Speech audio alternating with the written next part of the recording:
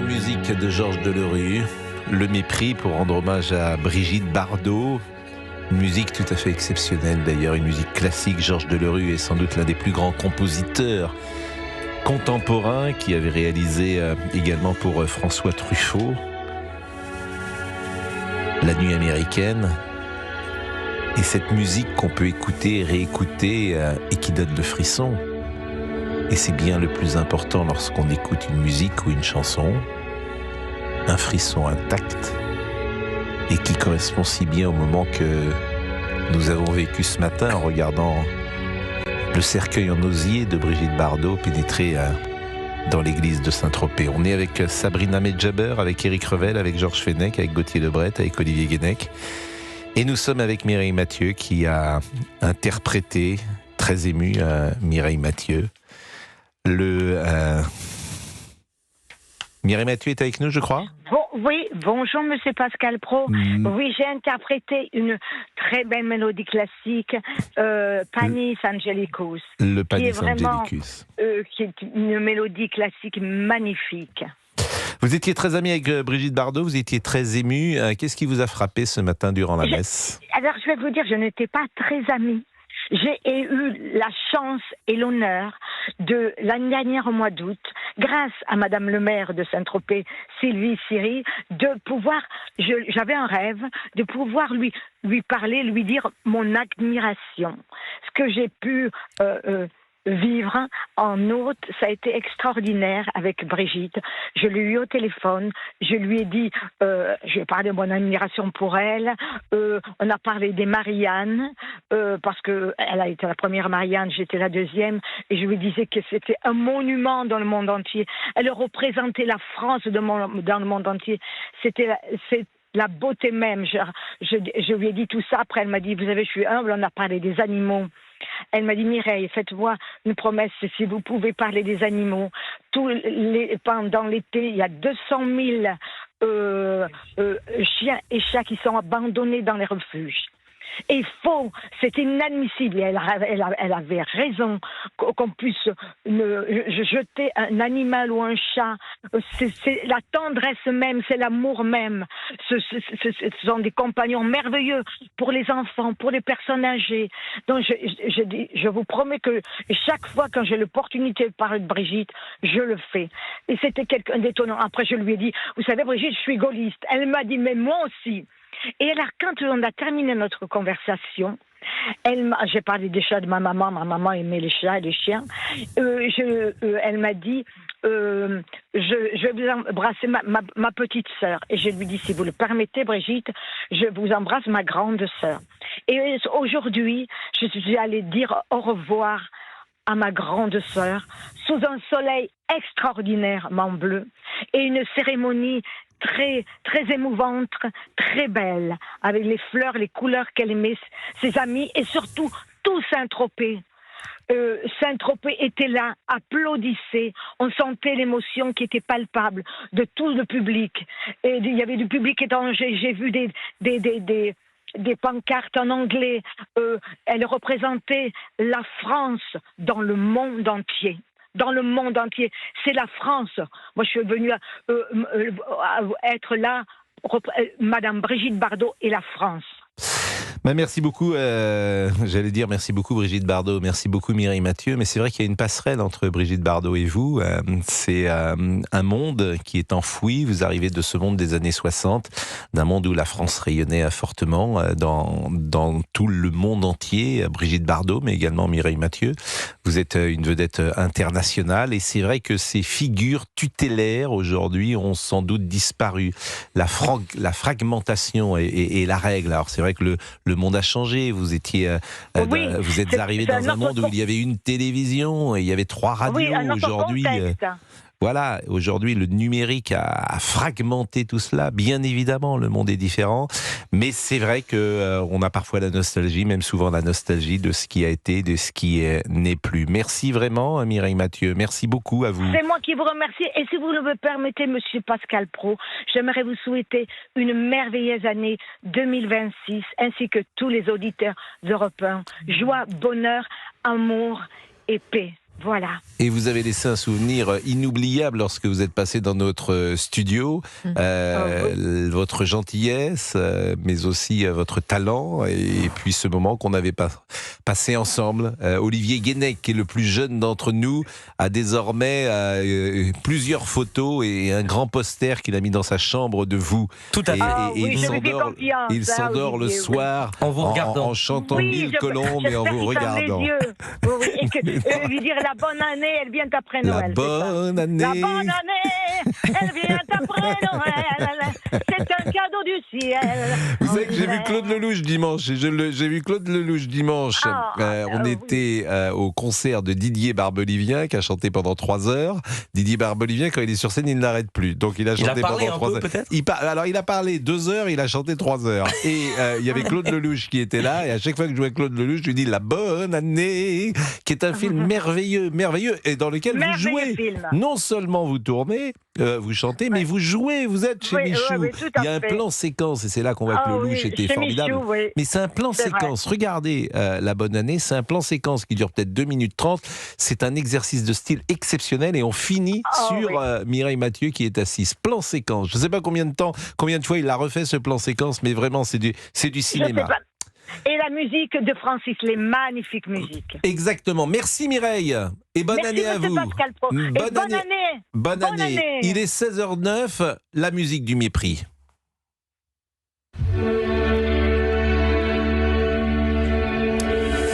Une messe donc au son du mépris de Godard, un chant a cappella de Mireille Mathieu aux premières loges, le fils de la légende du cinéma, Brigitte Bardot, une icône du cinéma, une icône française, son fils Nicolas Jacques Charrier. Apporter le cercueil qui était en osier. C'est la première fois que je vois un cercueil en osier, ce qui a évidemment frappé. Ah, c'est si inhabituel ? Oui, c'est la première fois. Oui. Je n'ai pas souvenir, et c'est évidemment un signe qui est donné, un signal qui est donné. Je ne sais pas d'ailleurs comment l'interpréter, comment vous l'avez interprété. Justement, je ne sais pas. Georges Élégance. Oui, j'ai trouvé ça élégant, puis ça correspond peut-être à la Madrague, peut-être à Saint-Tropez, cet osier, voilà. Quelque chose de léger. Voilà. À la nature, c'est ce que j'ai pensé, moi aussi, oui. Et dans les moments émouvants de la cérémonie, donc le Panis Angelicus, chanté a cappella par Mireille Mathieu, et la sortie au son des guitares de Chico et les Gypsies, le convoi funéraire qui a traversé le petit port de la Côte d'Azur. Sous quelques applaudissements, Brigitte Bardot est décédée le 28 décembre, elle avait 91 ans. Écoutez Max Guazzini pendant la cérémonie qui était au-delà de l'émotion et qu'on essaiera d'avoir à 17h tout à l'heure. Bernard a compris très vite qu'elle était partie et la nouvelle s'est répandue comme une traînée de poudre dans le monde entier. Je suis un peu ému, je suis désolé. La tristesse nous a envahis et la douleur aussi. Elle a fait de nous beaucoup de choses. Tous les journaux, tous les magazines ont parlé d'elle. Alors aujourd'hui, on va sortir un petit peu de cette réalité. On va rêver de Brigitte. On va rêver d'elle comme si on dormait. Max Guazzini qui partage avec Brigitte Bardot cet amour pour les animaux et son implication dans la fondation précisément Brigitte Bardot. Bernard Montiel, que vous connaissez, qui est longtemps venu sur l'antenne d'Europe 1, il est intervenu au micro de CNews. C'était une femme simple, elle a voulu une cérémonie simple, elle a été simple mais très émouvante, très forte, très riche. J'étais très ému, c'est très bouleversant. Puis Mireille Mathieu qui chante avec sa voix extraordinaire, qui retentit dans l'église, enfin. Quelques notes également de Vincent Niclot que je voulais vous faire écouter pendant la cérémonie, l'Ave Maria.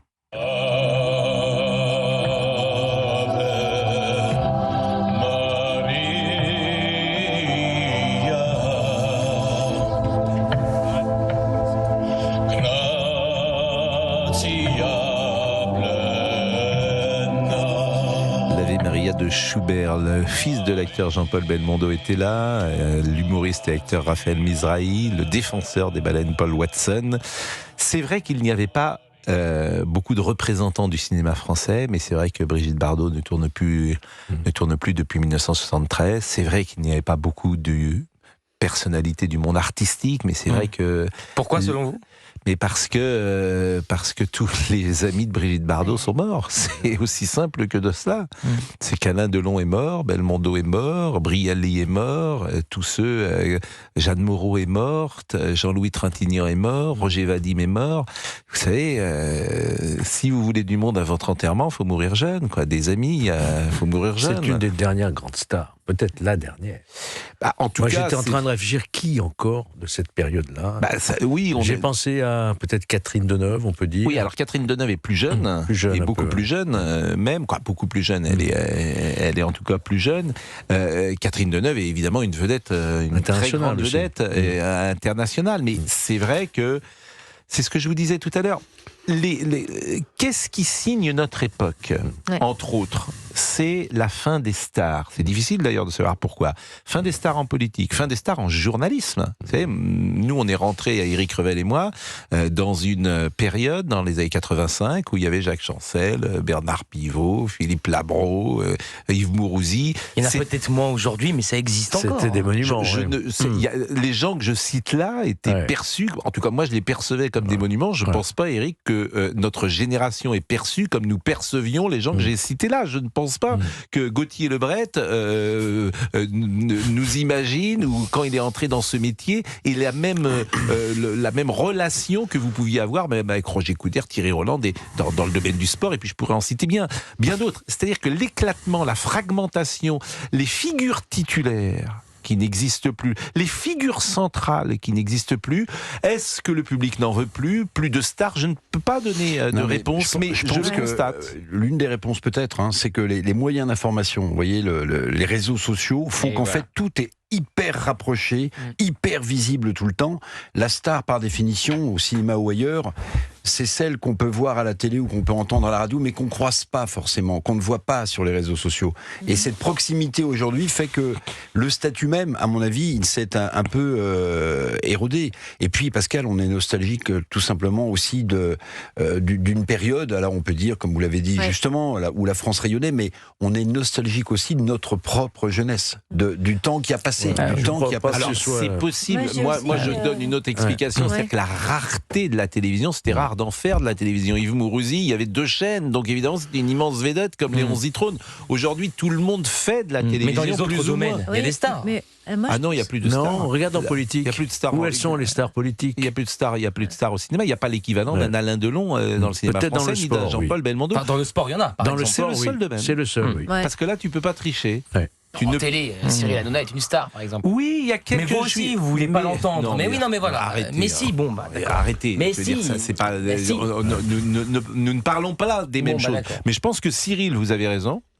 Cyril a cette star quality, on va dire, qui lui permet, par exemple, de déplacer son public. Léa Salamé un petit peu quand même. Léa a quelque chose, effectivement. Rajouter Michel Drucker. Oui, mais Michel. Oui, mais Michel Drucker. C'est une relique. Oui, mais il est là. Non, mais je veux dire. C'était affectueux. C'était affectueux. Michel, il est toujours là. Oui, bien sûr, mais on parle effectivement de la société d'aujourd'hui. Bon, il est 16h16. Sabrina Medjeber, vous allez bien? Oui, je vais très bien, cher Pascal. Oui. Cet hommage m'a beaucoup émue, parce que je considère que c'est un bout de France qui s'en est allé. Le décès de Brigitte Bardot. C'était une France soudée, de famille soudée, une France enracinée, une France fière, une France non coupable, une France qui n'est pas dans la repentance, une France où l'identité n'est pas fragmentée. En tout cas, on ne cherche pas à la déconstruire. Donc c'est toute une vie, toute une époque qui s'en est allée. Il y a une chanson qu'on n'a pas écoutée, Fabrice Lafitte, et je vous salue. En même Bonjour temps que Pascal. Je vous demande cette chanson parce qu'elle est finalement révélatrice. Une chanson a été faite sur Brigitte Bardot que ne chantait pas Brigitte Bardot et qui s'appelait Brigitte Bardot Bardot. Brigitte Bardot, Bardot. Voilà. Et ça montre la popularité évidemment de Brigitte Bardot puisqu'une chanson a été faite sur elle. Et cette chanson a fait le tour du monde parce que ça c'est la version de Dario Moreno. Mais il y a aussi des versions que vous nous ferez écouter qui sont des versions internationales et qui montrent que cette femme était connue, si connue dans le monde entier d'ailleurs qu'elle a fait la une lorsqu'elle est décédée. Je crois qu'en Allemagne il y a eu des photos un petit peu partout au Japon de Brigitte Bardot. Il est 16h17, on marque une